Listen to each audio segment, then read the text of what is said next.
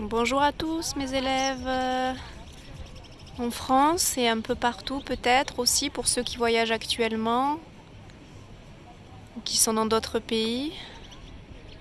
Voilà une petite vidéo au bord du Gange, à Rishikesh, la ville un petit peu du yoga en Inde où beaucoup d'écoles de yoga et de maîtres yogis se trouvent. Donc le Gange, rivière sacrée, pour ceux qui ne connaissent pas, qui prend source au pied de l'Himalaya. Beaucoup d'hindous se recentrent, se retrouvent ici, font des pèlerinages pour venir jusqu'au Gange, qui est une rivière sacrée, qui est très importante pour la religion hindoue. Beaucoup de personnes viennent faire des rituels, différents types de rituels, au bord du Gange, que ce soit pour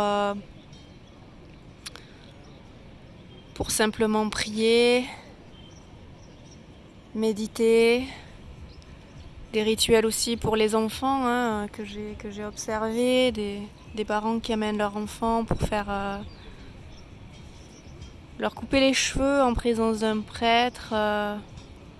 Voilà, il y a plein de petits plus ou moins petits, petits et grands rituels qui se passent au bord du Gange. Beaucoup d'Indiens se retrouvent ici, que ce soit à Rishikesh ou dans d'autres villes comme à Varanasi aussi. Voilà, je vous envoie plein d'ondes positives d'ici, d'Inde, où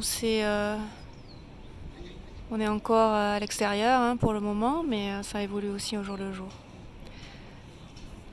Donc prenez grand soin de vous, essayez de vous asseoir quelques minutes tous les jours pour méditer, observer ce que vous ressentez, vos émotions.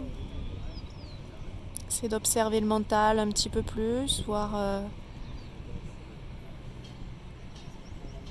comment il peut nous distraire, nous jouer des tours, nous embarquer sur des émotions de peur ou d'insécurité. Voilà, c'est bien de se poser, de se recentrer un petit peu, quelques jours, tous les jours, quelques minutes. Essayez chaque jour d'augmenter ces quelques minutes, peut-être pour être un quart d'heure, 20 minutes, peut-être plus au fur et à mesure, en essayant de rester immobile.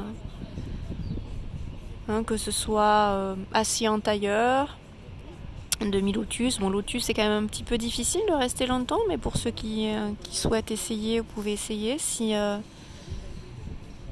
des douleurs se manifestent, essayez dans un premier temps de les observer, voyez comment elles évoluent et peut-être vont disparaître ou s'intensifier. Si après ça devient insoutenable, vous pourrez un petit peu bouger, mais l'idée c'est de rester plutôt immobile. Pour ceux qui ont des difficultés à s'asseoir en tailleur, vous pouvez aussi vous asseoir sur une chaise ou simplement pour ceux qui ont des difficultés à simplement rester en tailleur en milieu d'une salle, essayez de vous adosser à un mur pour voir si ça soulage un petit peu. En principe ça devrait soulager et au fur et à mesure que vous allez pratiquer ça va être de plus en plus facile. Donc voilà, une grosse pisse à vous tous. J'espère vous retrouver très vite au studio. Le yoga, c'est pas que les asanas, même si ça fait partie intégrante du yoga, comme je disais. Si vous avez des difficultés à dérouler votre tapis, c'est déjà vous asseoir et de méditer un petit peu. C'est déjà un premier pas, un grand pas d'ailleurs. Le yoga, comme je disais, c'est pas que les asanas, la méditation fait en partie intégrante du yoga. Et puis si vous déroulez votre tapis, c'est encore mieux. Faire quelques postures, 5 minutes, 10 minutes, un quart d'heure, une demi-heure, une heure, parfait. Voilà, la discipline, c'est un mot qui est un peu fort, mais qui fait aussi partie intégrante du yoga. Voilà, je vous fais de gros bisous et puis en espérant vous retrouver très vite. Bye bye!